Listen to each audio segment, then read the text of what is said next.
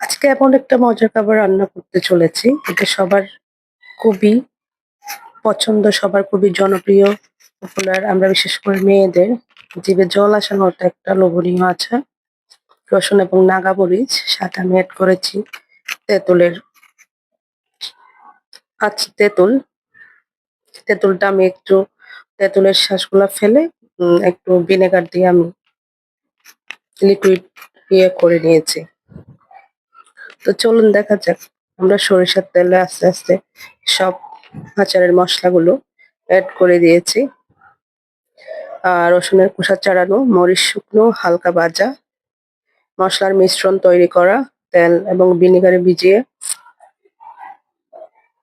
এটা আচারটা সবকিছু আমি ভিনেগারের মধ্যে ভিজিয়ে করেছি। কারণ পানিটা থাকলে আচারটা তাড়াতাড়ি নষ্ট হয়ে যায়।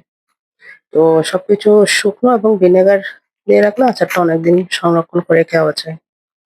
এবং আচারের সঠিক স্বাদটা আনতে মসলার পরিমাণটা সবসময় ঠিক রাখতে হবে।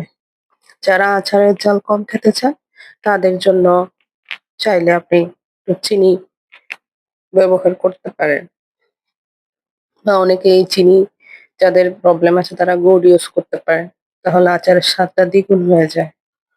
আচার বিভিন্ন খাবারে অনেক গুরুত্বপূর্ণ ভূমিকা পালন করে।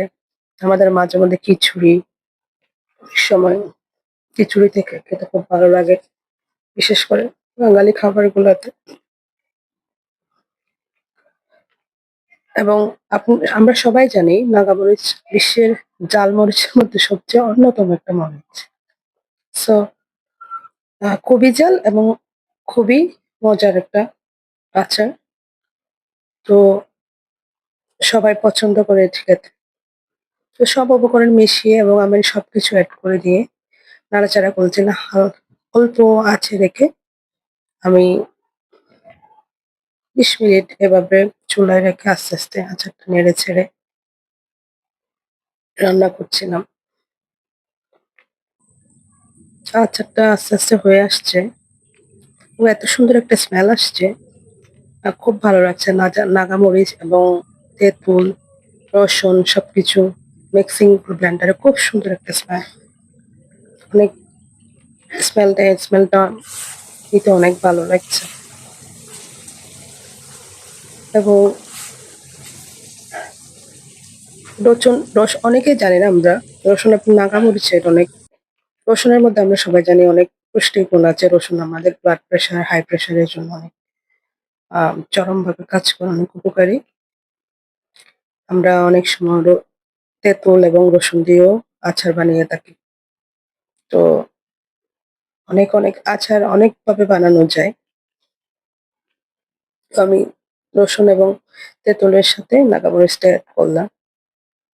এটা ও এক্সট্রা একটা ভিন্ন মজা এবং ভিন্ন মাত্রা এনে দেয় আচারের মধ্যে।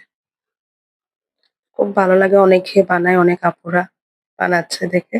আমারও খুব ইচ্ছে হলো এটা বানানোর জন্য, দেখি ট্রাই করে। এটাই ১ম বার আমি বানালাম। আমি আর কখনো আগে বানাইনি।